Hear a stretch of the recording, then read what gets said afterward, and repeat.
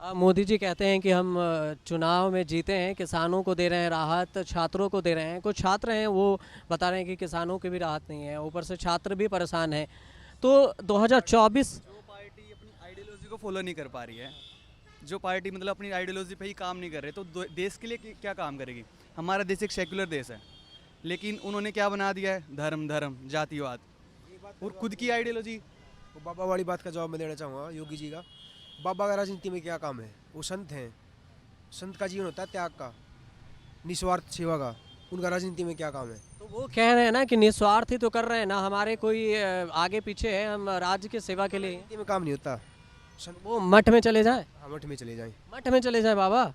तो कुछ स्टूडेंटों का तो डिमांड होता है कि बाबा इज बेस्ट। या तो आपको वो बाबा ना बोलें, अगर बाबा कहते हैं तो फिर मठ में चले जाएं। या तो अपना भेष छोड़ दें, और अगर उस भेष में रहना है तो तपस्या करें।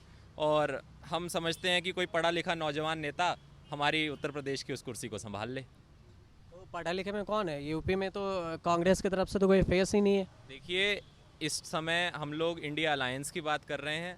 हमारे पास माननीय जयंत चौधरी जी हैं, हमारे पास माननीय अखिलेश यादव जी हैं।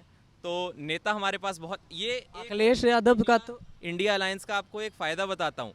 यहाँ पे जनता के पास चॉइस बहुत है। वहाँ क्या है, वन मैन शो है। वहाँ तो एक आदमी आपके ऊपर थोप दिया गया कि भाई यही है, अब देख लो। यहाँ चॉइस बहुत है। राहुल गांधी जी हैं, अखिलेश यादव जी हैं, जयंत चौधरी जी हैं। उसके बाद अगर नेशनल बात करें, ममता बनर्जी जी हैं और नीतीश कुमार जी हैं, तो इतने, शरद पवार जी हैं, इतने ऑप्शंस हैं हमारे पास। तो कहीं ना कहीं देश की जनता वो वन मैन शो से अब थक चुकी है। इस बार निश्चित ही बदलाव देखने को मिलेगा। लेकिन ये भी बीजेपी वाले कहते हैं, एनडीए गठबंधन के हैं, वो कहते हैं कि ये इंडिया में 4 फेस है, ममता, राहुल, केजरीवाल। तो इन सब को लेकर इनमें फेस ही डिसाइड नहीं है कि 4 में से फेस होगा कौन। तो ये कंफ्यूज करते हैं लोगों को, इधर उधर बरगला के रखते हैं। आप क्या कहेंगे इस पे? किसके बारे में? यही कि इंडिया और एनडीए 24 में कौन? राहुल, मोदी? राहुल गांधी। राहुल क्यों? मोदी जी तो फेमस है ज़्यादा। मोदी जी ने काम किया है, लेकिन गांधी जी का पूरा सपोर्ट रहेगा उत्तर प्रदेश की ओर से। तो आप यूपी से हैं? हाँ जी, हाँ जी। यूपी में कहाँ से हैं? बागपत। बागपत। तो यूपी में तो बाबा की चर्चा है। चर्चा बाबा की है, लेकिन कार्य जो कर रहे हैं कांग्रेस का ही सपोर्ट है। हाँ जी। लेकिन सपा वाले तो कांग्रेस की भी बुराई कर रहे हैं। वो तो हर कोई करता है, किसी ना किसी की बुराई तो हर कोई करेगा, ओपोजिशन पार्टी की भी करेगा। तो ऐसा ही चलेगा। और उस चेहरे वाली बात का जवाब मैं दूंगा आपको। वो जो इंडिया गठबंधन है उसका अंदरूनी मुद्दा है, वो हमारे अधिकार क्षेत्र में नहीं है। लेकिन लोग, पब्लिक जो है, राहुल गांधी जी को चाहती है प्रधानमंत्री देखना। राहुल गांधी को पीएम बनना देखते हैं।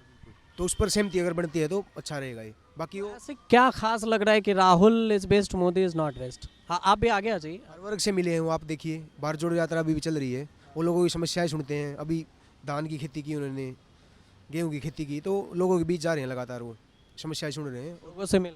बिल्कुल, मोदी जी को समय हम नहीं है। पूछते हैं आपसे, राहुल जी में क्या ऐसा नहीं है कि वो देश के प्रधानमंत्री नहीं बन सकते? और आप मोदी दो जी में तीन क्या ऐसा कि वो प्रधानमंत्री? 2 डिमेरिट्स बताइए आप, 2-3 जो मोदी के डिमेरिट्स हो, राहुल के अच्छाई हो, ऐसा कुछ बताइए। सबसे पहला, आज के युवा को एक पढ़ा लिखा प्रधानमंत्री चाहिए।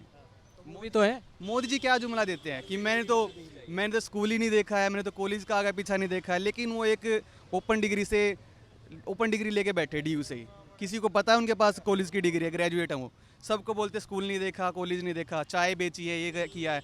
आप खुद सोच के देखो, आज के टाइम पे कोई चाय वाला पार्षद भी बन सकता है, वो प्रधानमंत्री बन के बैठे हैं। और जिस संस्था से वो डिग्री लेने का दावा कर रहे हैं, वो संस्था उस समय थी ही नहीं।